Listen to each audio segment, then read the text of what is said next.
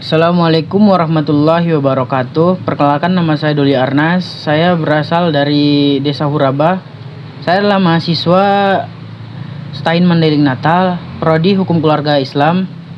Tujuan saya membuat video ini adalah untuk tugas UAS Hukum Acara Pidana dengan dosen pengampu Bapak Idris MH.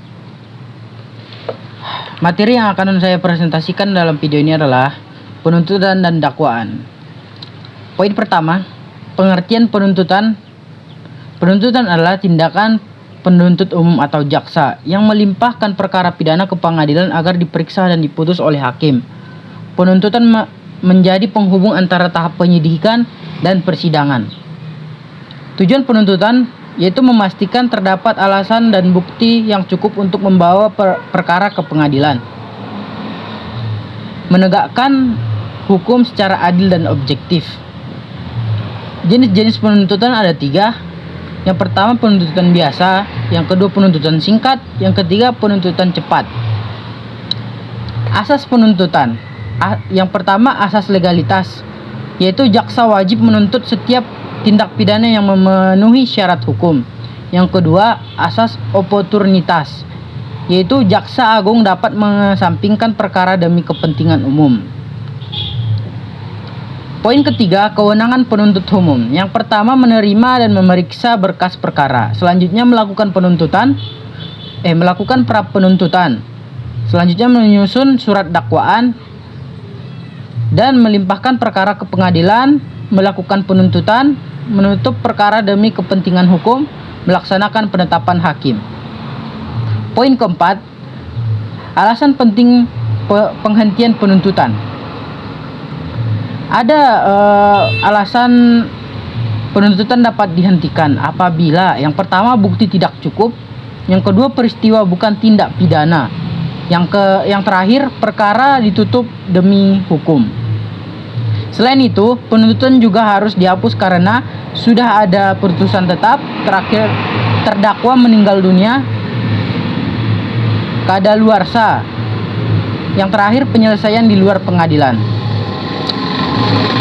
Tadi saya sudah menjelaskan tentang apa itu penuntutan, jenis-jenis, dan apa yang bisa membatalkan suatu tuntutan. Yang kedua, saya akan menjelaskan tentang dakwaan. Poin pertama, pengertian dakwaan. Surat dakwaan adalah dokumen yang berisi tuduhan tindak pidana terhadap terdakwa dan menjadi dasar pemeriksaan hakim di persidangan. Fungsi dakwaan itu yang pertama menjelaskan tindak pidana yang didakwakan, yang kedua memberikan kepastian hukum bagi terdakwa, yang terakhir menjadi dasar hakim dalam memeriksa dan memutuskan perkara. Poin kedua, syarat surat dakwaan. Dalam syarat formalnya memuat tanggal dan tanda tangan jaksa, memuat identitas lengkap terdakwa.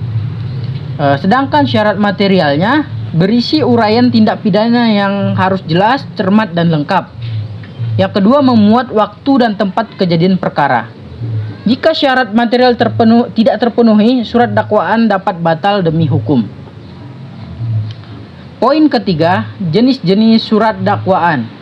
Yang pertama, dakwaan tunggal, yaitu hanya satu tindak pidana.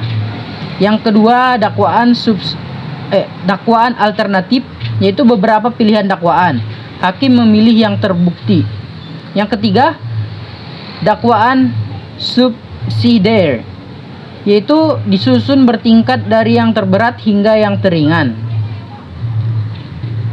Yang keempat, dakwaan kumulatif, yaitu beberapa tindak pidana didakwakan sekaligus. Yang terakhir, dakwaan kombinasi, yaitu gabungan antara alternatif, subsidiar, dan kumulatif. Saya sudah menjelaskan penjelasan atau presentasi saya tentang tuntutan dan dakwaan.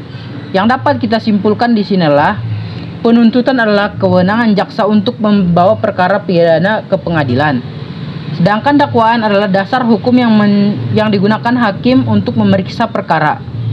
Keduanya sangat penting untuk mewujudkan kepastian hukum, keadilan, dan perlindungan hak asasi manusia dalam sistem peradilan pidana. Sekian sekian dari presentasi saya. Kurang dan lebihnya saya mohon maaf. Wabillahi taufiq wal hidayah. Assalamualaikum warahmatullahi wabarakatuh.